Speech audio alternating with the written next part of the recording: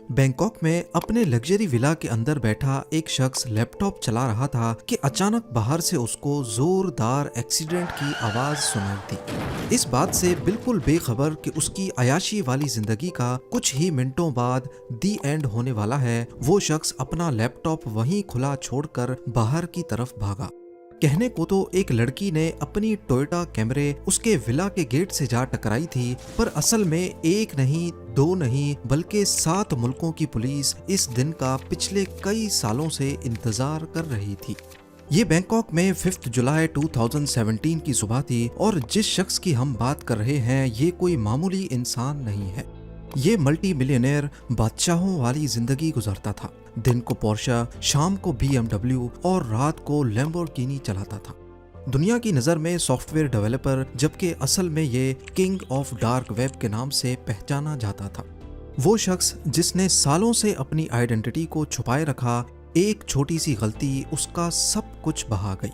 Properties, पैसा, दौलत, गाड़ियां और उसकी जान भी।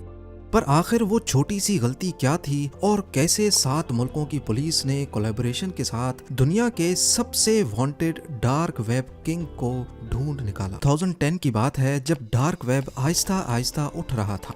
डार्क वेब इंटरनेट की दुनिया का दूसरा रुख है जहां हर किस्म के इलीगल काम होते हैं। ड्रग्स और वेपन्स से लेकर टारगेट किलिंग के कॉन्ट्रैक्ट्स देने तक सारा काला बिजनेस यहीं पे होता है। यहाँ ऐसे ऐसे काम होते हैं जिनको सुनकर यकीन लाना भी हमारे लिए काफी मुश्किल है। डार्क वेब पे इस तरह के सारे कामों के होने के पीछे भी एक खास रीजन है। दुनिया भर में इलीगल काम करने वाले अपनी आइडेंटिटी छुपाना चाहते हैं ताकि पुलिस और लॉ इन्फोर्समेंट एजेंसीज की पकड़ में ना आ सकें। और डार्क वेब पे इनका ये मसला हमेशा हमेशा के लिए हल होता नजर आ रहा था। जिस तरह नॉर्मल इंटरनेट पर ब्राउजिंग के लिए हम गूगल क्रोम जैसे ब्राउजर्स का इस्तेमाल करते हैं, इसी तरह डार्क वेब की वेबसाइट्स को ब्राउज करने के लिए स्पेशल ब्राउजर्स यूज होते हैं जो यूजर की आइडेंटिटी को बहुत सारे सर्वर्स के जरिए प्रोटेक्शन देते हैं। इनमें से एक का नाम टॉर ब्राउजर है। 2010 से पहले डार्क वेब का इतना रुझान नहीं था, लेकिन इसके बाद क्रिप्टो करेंसीज के आते ही इलीगल ट्रेड्स की पेमेंट ट्रांसफर करने का मसला भी हल हो गया, क्योंकि क्रिप्टो करेंसी को ट्रैक करना अथॉरिटीज के लिए नामुमकिन है। डार्क वेब में इलीगल ट्रेड्स के सारे मसले हल हो चुके थे। कॉन्ट्रैक्टर्स की आइडेंटिटी भी सेफ थी और पेमेंट ट्रांसफर करना भी काफी सेफ हो चुका था। अब सिर्फ एक चीज की जरूरत थी और वो था कोई अच्छा और रेप्यूटेबल प्लेटफॉर्म या फिर डार्क वेबसाइट। सबसे पहले सिल्क रोड नाम की डार्क वेबसाइट बनी जिसको इंटरनेट की इस अंधेरी दुनिया में काफी कामयाबी मिली। इसकी शुरुआत फरवरी 2011 में हुई और उठते साथ ही इसको 1 लाख से ज्यादा कस्टमर्स ने इस्तेमाल करना शुरू कर दिया। लेकिन 2.5 सालों के बाद सिल्क रोड का मालिक पकड़ा गया और ये वेबसाइट बंद कर दी गई। पर क्योंकि इस बिजनेस की काफी डिमांड थी तो कुछ ही दिनों में बहुत सारी नई डार्क वेबसाइट्स लॉन्च कर दी गई, जिसमें सिल्क रोड 2.0 और एवोल्यूशन नाम की वेबसाइट्स भी शामिल थी। इन वेबसाइट्स पे सेल परचेज के लिए कस्टमर्स अपने बिटकॉइंस प्लेटफॉर्म को देते और परचेजिंग के बाद ये बिटकॉइंस प्लेटफॉर्म का कमीशन काटकर सेलर को मिल जाते थे। अब क्योंकि यहाँ होता ही सारा ब्लैक बिजनेस है तो अक्सर वेबसाइट ऑपरेटर्स कस्टमर्स के सारे पैसे लेकर वेबसाइट बंद करके भाग जाते थे, जिसको एग्जिट स्कैम्स भी कहते हैं। वैसे ही ना उनको कोई जानता था और फिर डार्क वेब की वजह से उनको ट्रेस करना भी एक नामुमकिन काम था। लिहाजा एग्जिट स्कैम्स की सूरत में ड्रग डीलर्स सिंपली दूसरे प्लेटफॉर्म्स पे शिफ्ट हो जाते थे। डार्क वेब के शुरुआती सालों में यहाँ बहुत घपले होते रहे। एग्जिट स्कैम्स, प्लेटफॉर्म ओनर्स का पकड़ा जाना और हैकिंग बहुत कॉमन थी।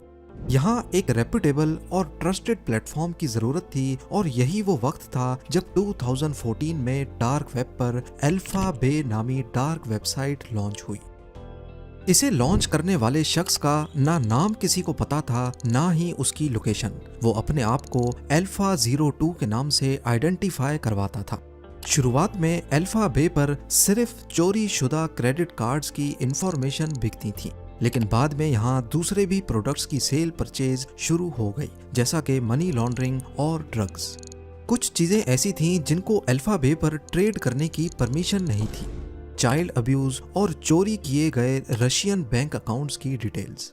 पर ऐसा क्यों था? शायद alpha 02 Russian law enforcement agencies से पंगा नहीं लेना चाहता था, या फिर वो यूएस लॉ इन्फोर्समेंट एजेंसीज को ये दिखाना चाहता था कि वो रशिया से बैठकर ये चला रहा है, ऑफ कोर्स जहां यूएस का होल्ड नहीं है। पहले ही साल में अल्फा बे ने डार्क वेब पर अपने पैर जमाना शुरू कर दिए। एक ही साल में यहाँ 2 लाख कस्टमर्स और 40,000 से ज्यादा सेलर्स अपना ब्लैक बिजनेस सुकून से करने लगे। 2017 तक अल्फा बे पर 3 लाख से ज्यादा आइटम्स लिस्ट हो चुके थे और रोजाना करीब $5 लाख की सेल्स भी होने लगी। अल्फा 02 जिसको कोई भी नहीं जानता था, वो इन सेल से महीने में $6 लाख कमाने लगा और देखते ही देखते डार्क वेब की दुनिया का अकेला बादशाह बन गया। अल्फा बे डार्क वेब की सबसे बड़ी मार्केट प्लेस बन चुकी थी, जिसने डीलर्स और कस्टमर्स के बीच अपना ट्रस्ट लेवल बना दिया था। इस सब के बीच दुनिया भर की लॉ इन्फोर्समेंट एजेंसीज अल्फा 02 की असल पहचान जानने की कोशिशें कर रही थी, पर ताहाल अभी तक नाकाम रही। अमेरिकन इन्वेस्टिगेटर्स अल्फा बे की सर्वर लोकेशन जानना चाहते थे, ताकि डाटा सेंटर पर रेड करके प्लेटफॉर्म बंद कर दिया जाए और शायद इससे अल्फा 02 तक पहुंचने का भी कोई चांस बन सके। नॉर्मली किसी भी वेबसाइट की सर्वर लोकेशन यानी जहां पर वेबसाइट होस्ट होती है, वो मालूम करना इतना मुश्किल नहीं होता। लेकिन डार्क वेबसाइट क्योंकि सिर्फ टॉर ब्राउजर के जरिए एक्सेस हो सकती है, जो दुनिया भर के रैंडम सर्वर्स के पीछे असल वेबसाइट की लोकेशन को छुपा कर रखता है। यही वजह थी कि अमेरिकन इन्वेस्टिगेटर्स का अल्फा बे तक पहुंचना नामुमकिन था। लिहाजा वो अल्फा बे पर नॉर्मल यूजर बनकर ड्रग्स खरीदने लगे, इस उम्मीद में कि ड्रग डीलर कभी कोई गलती करे तो हम उस तक पहुंच सकें। पर इससे तो सिर्फ ड्रग डीलर पकड़ा जाएगा, जबकि अथॉरिटीज को तलाश थी अल्फा बे के मास्टरमाइंड अल्फा 02 की, जो इस मामले में काफी एहतियात कर रहा था। उसको इस अंधेरी दुनिया में बचे रहने के सारे गुण मालूम थे। पिछले कई सालों में उसने छोटी सी भी गलती नहीं की जो अथॉरिटीज को कोई इशारा दे सके। लेकिन फिर 2017 में अथॉरिटीज को अल्फा 02 तक पहुंचने का एक सुराग मिल ही गया। डीईए यानी ड्रग लॉ इन्फोर्समेंट एजेंसी के एक ऑफिसर रॉबर्ट मिलर अल्फा 02 की तलाश में कंप्यूटर के सामने बैठे थे कि अचानक उनको एक ईमेल रिसीव हुई। इस ईमेल में अल्फा 02 के बारे में कुछ लिखा था और ईमेल भेजने वाला कोई नामालूम शख्स था। अब ये तो आप सबको पता होगा कि नॉर्मली जब भी किसी वेबसाइट पर रजिस्टर किया जाए तो एक वेलकम ईमेल आती है।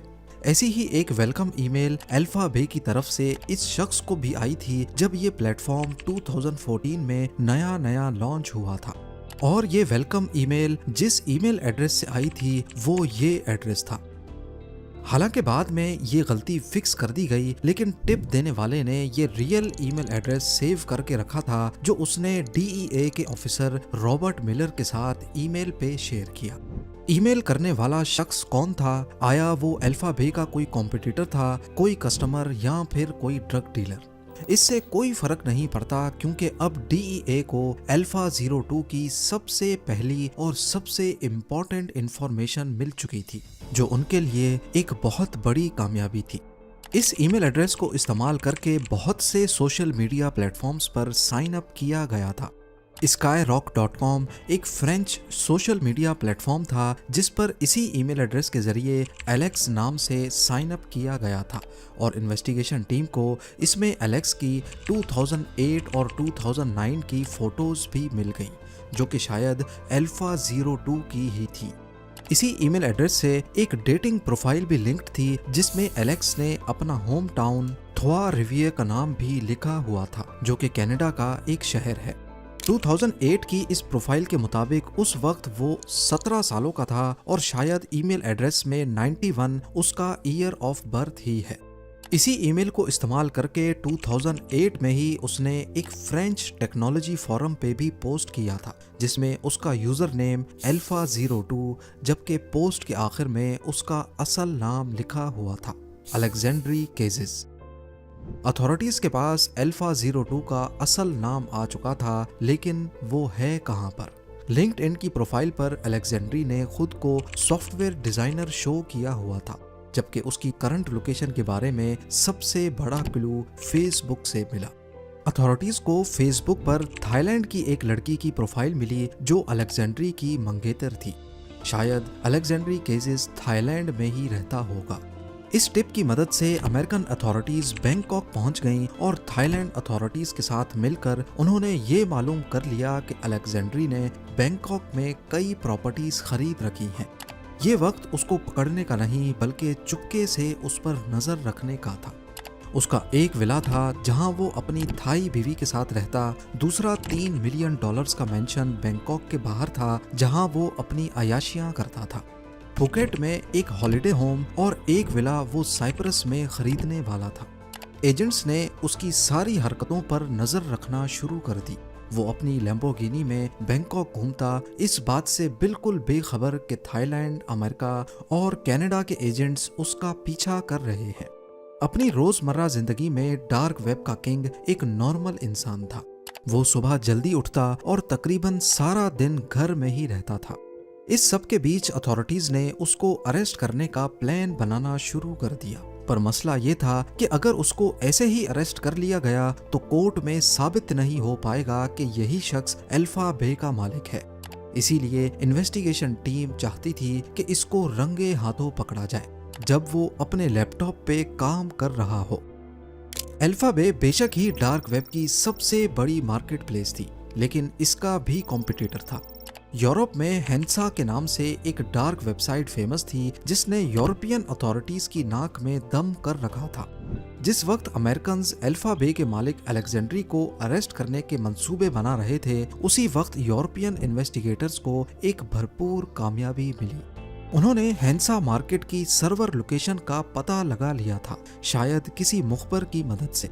वो हेंसा मार्केट के सर्वर बंद नहीं करना चाहते थे क्योंकि इससे कोई फायदा नहीं होगा, बल्कि हेंसा मार्केट नए सर्वर्स पर दोबारा चला दी जाएगी। उन्होंने चुपके से उसके सर्वर्स का डाटा कॉपी किया और एडमिन की चैट पढ़ने के बाद वो ये पता लगाने में कामयाब हो गए कि हेंसा मार्केट का मालिक जर्मनी में रहता है। यूरोपियन अथॉरिटीज ने जर्मन फेडरल क्रिमिनल पुलिस के साथ मिलकर हेंसा मार्केट के मालिक को ढूंढने की कोशिशें शुरू कर दी। इसी दौरान अमेरिका की FBI ने यूरोपियन अथॉरिटीज को बताया कि वो अल्फा 02 को अरेस्ट करके अल्फा बे बंद करने जा रहे हैं। अमेरिकन, यूरोपियन और जर्मन अथॉरिटीज समेत टोटल 7 मुल्कों की एजेंसीज ने इस ऑपरेशन को एक नया रंग देना चाहा, जिसको ऑपरेशन बेयोनेट का नाम दिया गया।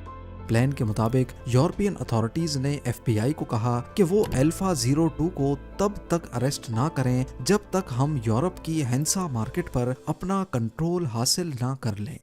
ये एजेंसीज का काफी चालाक फैसला था। डार्क वेब पर नॉर्मली ये होता है कि जब एक वेबसाइट बंद होती है तो डीलर्स और कस्टमर्स सिंपली दूसरी वेबसाइट पे शिफ्ट हो जाते हैं। हेंसा मार्केट क्योंकि दूसरी बड़ी डार्क वेबसाइट थी, इसीलिए जब अल्फा बे बंद होगी तो सारे डीलर्स हेंसा मार्केट पे शिफ्ट हो जाएंगे, जो कि पहले से यूरोपियन अथॉरिटीज के कब्जे में होगी। इससे हजारों नए डीलर्स को पकड़ा जा सकेगा। ऑपरेशन बेयोनेट एक तरह का हनी ट्रैप था। इस सब के बीच अलेक्जेंड्री केजेस को किसी चीज का इल्म नहीं था। वो बैंकॉक में अपनी अयाशियों में मसरूफ रहा।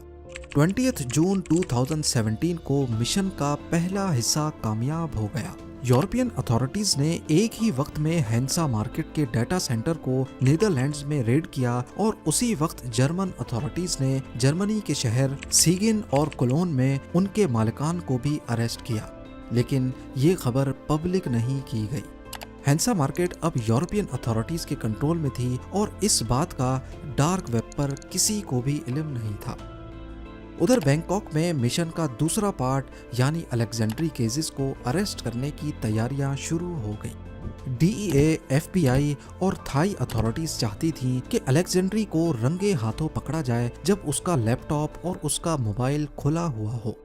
इसी मकसद से उन्होंने टोयोटा कैमरे में अपनी एक फीमेल एजेंट को बिठाकर टास्क दिया कि वो अलेक्जेंड्री के विला पर जाकर झूठ मूठ का एक्सीडेंट करे और गाड़ी उसके गेट पे ठोक दे। इससे होगा ये कि अंदर मौजूद अल्फा 02 या अलेक्जेंड्री अचानक अपना सब कुछ खुला छोड़कर बाहर निकलेगा। खुशकिस्मती से वैसा ही हुआ जैसा प्लान किया गया था। 5 जुलाई 2017 की सुबह को जब टोयोटा कैमरी अल्फा 02 के गेट से टकराई तो वो खुला लैपटॉप छोड़कर अपना अनलॉक्ड मोबाइल लेकर बाहर निकला। उसी वक्त कई ऑफिसर्स ने उसको पकड़ लिया और अंदर जाकर उसके लैपटॉप का कंट्रोल संभाल लिया, जिसमें अल्फा बे का कंट्रोल पैनल खुला हुआ था। अलेक्जेंड्री केजेस रंगे हाथों पकड़ा जा चुका था। अथॉरिटीज ने लैपटॉप की छानबीन के बाद उसके सारे पासवर्ड्स कॉपी कर लिए। उसकी गाड़ियां, प्रॉपर्टीज और $1 मिलियन की क्रिप्टो करेंसीज जब्त कर ली गई। पर यही अलेक्जेंड्री कोर्ट में पेश होने से पहले ही मरने वाला था। अलेक्जेंड्री को अरेस्ट हुए अभी एक हफ्ता ही गुजरा था कि उसने कस्टडी में ही खुद को पंखे से लटकाकर अपनी जान ले ली। सिर्फ एक छोटी सी गलती डार्क वेब के किंग का सब कुछ बल्कि उसकी जान भी ले गई। उधर अल्फा बे को बंद करने के बाद जैसा सोचा गया था, सारे डीलर्स और कस्टमर्स ने हैंसा मार्केट का रुख किया, जो कि खुद यूरोपियन अथॉरिटीज के कब्जे में थी। हजारों नए डीलर्स भी पकड़े गए और हफ्ते बाद हैंसा मार्केट को भी हमेशा हमेशा के लिए बंद कर दिया गया। उसी दिन यूएस जस्टिस डिपार्टमेंट ने ऑफिशियली इस ऑपरेशन के बारे में प्रेस कॉन्फ्रेंस की और डार्क वेब के 2 बड़े प्लेटफॉर्म्स को बंद करने की खबर मीडिया से शेयर की।